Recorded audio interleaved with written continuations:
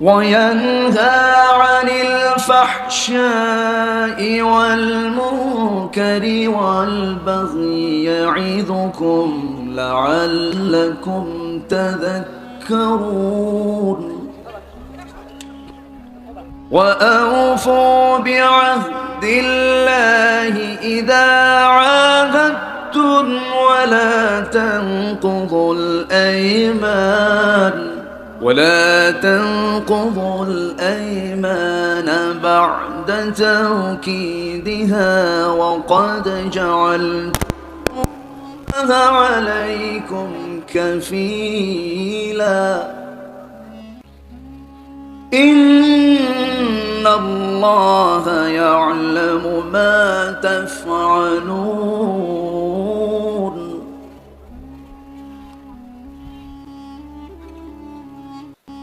الله أكبر بسم الله الرحمن الرحيم إن الله وملائكته يصلون على النبي يا أيها الذين آمنوا صلوا عليه وسلموا تسليما اللهم সোনার পাখিরা থাকতেছে না আজকে চোখের সামনে, সোনার পাখিরা একে একে উড়ে যাচ্ছে না। কোরআনের পাখিটা খাঁচার মধ্যে আটকে রেখেছিল 13 বছর। সে পাখিটা অভিমান করে আমাদেরকে ফাঁকি দিয়ে দুনিয়ার কাছ থেকে, ঘোড়াওয়ালা তো সিম্পল মানুষ, আমাদের বাহ্যিক দৃষ্টিতে ঘোড়াওয়ালা একজন সাধারণ নাগরিক, আর খলিফা ওমর ফারুক হলেন অর্ধ দুনিয়ার শাসনকর্তা। বাজারে গিয়ে তিনি বললেন আমাকে একটা ঘোড়া কিনতে হবে, ঘোড়া দাও, আমি একটা ঘোড়া কিনবো। ঘোড়াওয়ালা ঘোড়া বিক্রি করে ফেলেছে। সেই ঘোড়াটার দামও সাইয়েদনা ওমর ফারুক দিয়ে দিয়েছেন। ঘোড়াটা হাতের মধ্যে নিয়ে টাকাটা বুঝাইয়া দিলেন, ঘোড়াও তিনি বুঝে নিলেন। সেই ঘোড়া কিনে ঘোড়ার পিঠে চড়ে যখন 3-4 মাইল যখন দৌড়াচ্ছিলেন, সেই সময় দেখা গেল হঠাৎ করে ওই ঘোড়ার 4টা পা অকেজ হয়ে ঘোড়াটা জমিনে বসে গেছে। ওমর ফারুকের মেজাজ দেখে কে, এমনি এই লোকটার রাগটা কম ছিল না, বেশি ছিল, বেশি ছিল। দৌড় মেরে গিয়ে বলছে, ও ঘোড়াওয়ালা, তুমি আমাকে কি ঘোড়া দিলা? এই ঘোড়া আমি দেবো না। কেন? ঘোড়া তো অকেজ দিয়েছ, অসুস্থ ঘোড়া দিয়েছ। ঘোড়াওয়ালা বলে, না, আমি আপনাকে অসুস্থ ঘোড়া দেই নাই, সুস্থ ঘোড়া দিয়েছি। এই নিয়ে চরম বাক বিতণ্ডা চলতেছে। শেষ পর্যন্ত ঘোড়াওয়ালা বলে, শোনেন খলিফাতুল মুসলিমিন, আপনারও দোষ নয়, আমারও দোষ নাই, আপনিও ঠিক আছেন, আমিও ঠিক আছি, কিন্তু এই বিচার করার জন্য আমরা দুইজন পারবো না, মাঝখানে একজন বিচারপতি লাগবে। চলুন আমরা আদালতে যাই, আদল ঠিক করি। কি আদালতে যাই? আদল ঠিক করে। ইন্নাল্লাহ ইয়া'মুরু বিল আদল। আদালতে চলেন। আদালতে চলে গেলেন। সাইয়েদনা ওমর ফারুকের বিরুদ্ধে মামলার বাদী দিল ঘোড়াওয়ালা। চলে গেছেন বিচারালয়ে। বিচারপতির চেয়ারে বসে আছেন বিচারপতি। সাইয়েদনা ওমর ফারুককে দেখা মাত্রই দাঁড়ায় গেছেন তিনি। দাঁড়িয়ে বলছেন, আমিরুল মুমিনিন, আপনি এই জায়গায় কেন? আপনাকে এই জায়গায় কেন দেখা যাচ্ছে? আপনি কেন এখানে এসেছেন? আপনি তো খলিফাতুল মুসলিমিন। তিনি বলছেন, শোনো, আমার ব্যক্তিগত কাজে এসেছিলাম, ঘোড়া কিনতে আসছি। ঘোড়াটা আমার নষ্ট হয়ে গেছে, ঘোড়াটা অকেজ হয়ে গেছে, অসুস্থ হয়ে গেছে। অসুস্থ ঘোড়া সে আমাকে দিচ্ছে, আমি ঘোড়া নেবো না। সেই ঘোড়া ফেরত নেবে না, টাকাও দেবে না। সাইয়েদনা ওমর ফারুকের কথা শুনে বিচারপতি বলতেছেন, খলিফাতুল মুসলিমিন, আপনার বক্তব্য তো আমি শুনতে পেলাম, আমি এখন ঘোড়ার বক্তব্য শুনবো। ঘোড়ার বক্তব্য শুনতেছে। দুইজনের বক্তব্য শোনার পর এই বিচারপতির চেয়ারে বসে বলতেছে, আমিরুল মুমিনিন, আল্লাহর কসম করে আমি আজকে বিচার করছি আপনাকে দেখে নয়, ওই ঘোড়াকে দেখে নয়, কোরআনকে সামনে রেখে। যেরকম সুবহানাল্লাহ। আপনি ওমর, আপনাকে দেখেও বিচার করব না, ঘোড়াওয়ালাকে দেখেও বিচার করব না, কোরআনকে দেখেই বিচার করব। এই কথা বলে তিনি বলছেন, শুনুন আমিরুল মুমিনিন, আপনি আমার সামনে, আমি আপনার সামনে, আমি এই আদালতের চেয়ার থেকে সুস্থ অবস্থায় বাড়িতে ফিরবো, তার কোনো গ্যারান্টি আছে নাকি? না। আপনি ওমর ফারুক, আমার সামনে আপনি অবস্থান করছেন, আপনি সুস্থ অবস্থায় বাড়ি পর্যন্ত যেতে পারবেন, তার কোনো গ্যারান্টি আছে নাকি? না। তাই যদি হয়, ঘোড়া কিনেছেন, টাকার লেনদেন হয়ে গেছে, ঘোড়াটা বুঝেও নিয়েছেন, সুস্থ ঘোড়া আপনার মালিকানায় হস্তান্তর হয়ে যাওয়ার পর সেই ঘোড়াটা অকেজ হয়ে গেছে, নষ্ট হয়ে গেছে, অসুস্থ হয়ে গেছে, এটার দায় ঘোড়াওয়ালার কখনো বর্তাবে না। অসুস্থ ঘোড়ার মালিক আপনি হয়ে যাবেন, আপনি ঘোড়াটা নিয়ে বাড়ি চলে যান। সুবহানাল্লাহ বলবেন না? আদাল না বেআদাল? আদাল না বেআদাল? সঙ্গে সঙ্গে ওমর ফারুক রাদিয়াল্লাহু তাআলা মুস্কি একটা হাসি মারলেন, কিচ্ছু বললেন না, সালামটা দিয়ে সেখান থেকে বিদায় নিলেন। বিদায় নেওয়ার পরের দিন সমস্ত সূরার বৈঠকের সমস্ত মাজলিস সূরার সদস্যদের সামনে রেখে তিনি বললেন, শোনো, গতকালকের চমকপ্রদ একটা ঘটনা ঘটে গেছে। কি?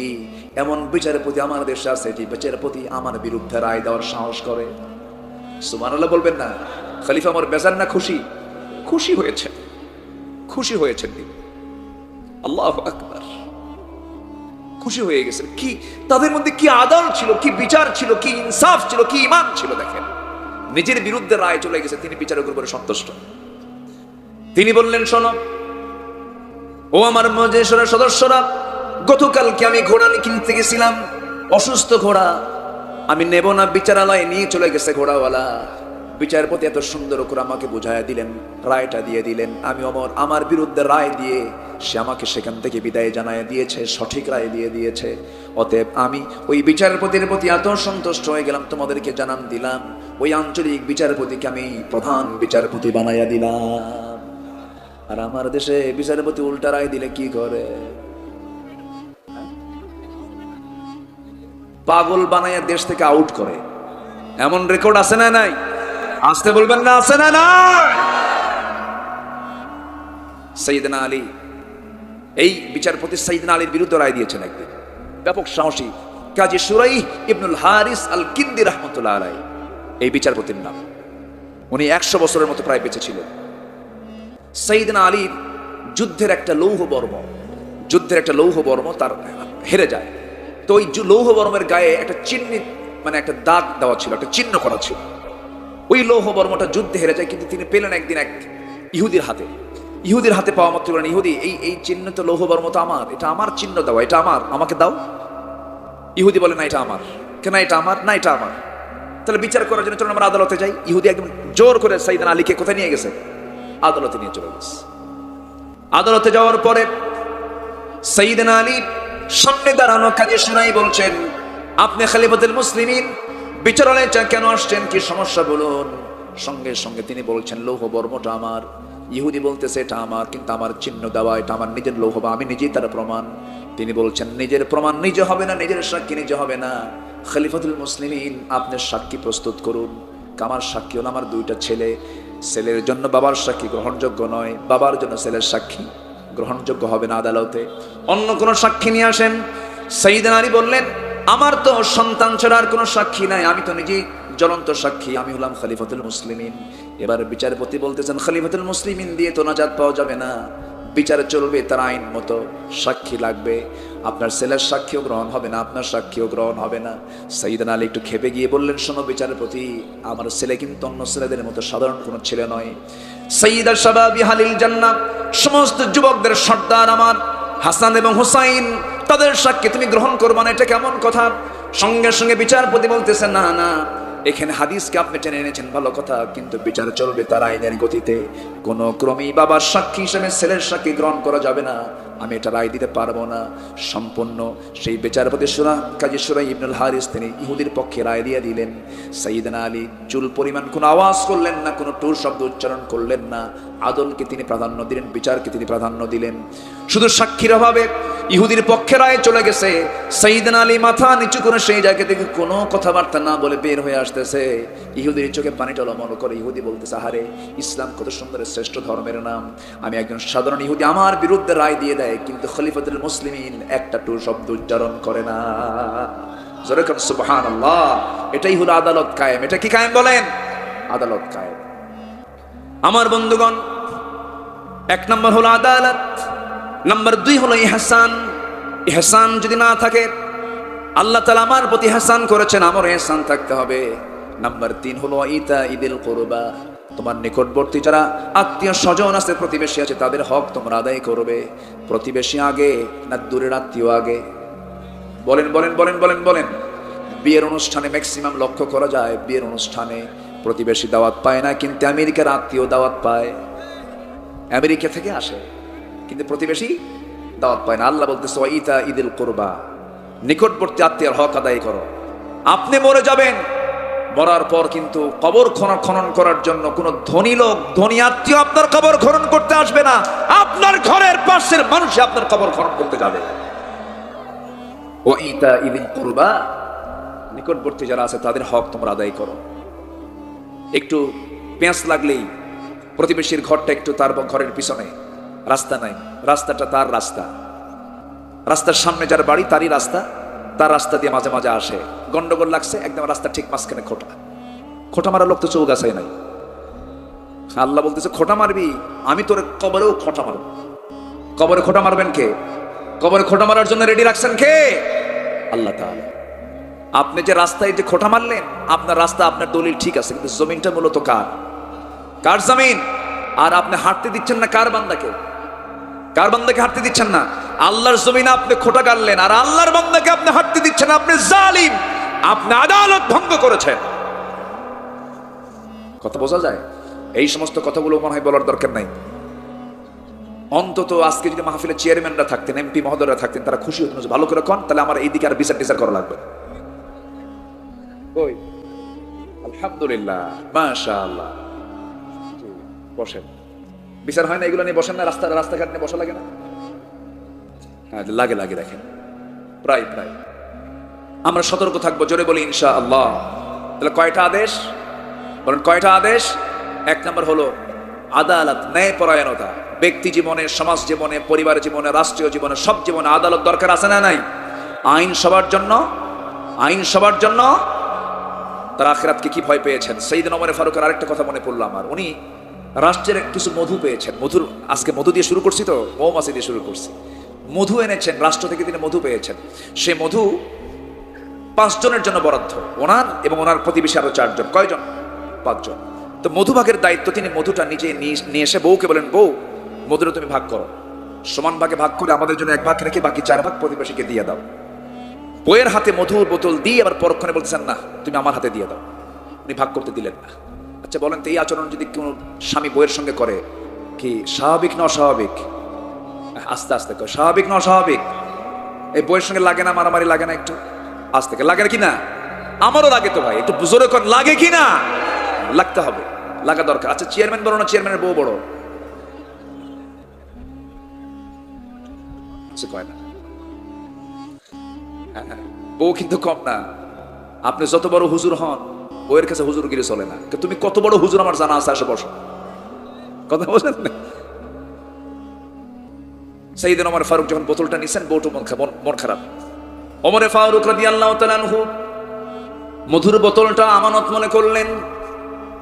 আমানত মনে করি প্রতিবেশীর হাতে দিয়ে এসে বললেন, প্রতিবেশী শোনো, এখানে 5 জনের ঘরের 5 জন ঘরের 5টা ঘরের মধু আছে, সমান 5টা ভাগে ভাগ করবা। একটা ঘর হলো আমার ঘর, আমাকে একটা অংশ দিয়ে আসবে, বাকি 4টা অংশ তুমি একটা নিয়ে বাকি 3টা সবাইকে দিয়ে দেবে। সমান করে আদালত কায়েম করবে, যেন কম বেশি না হয়।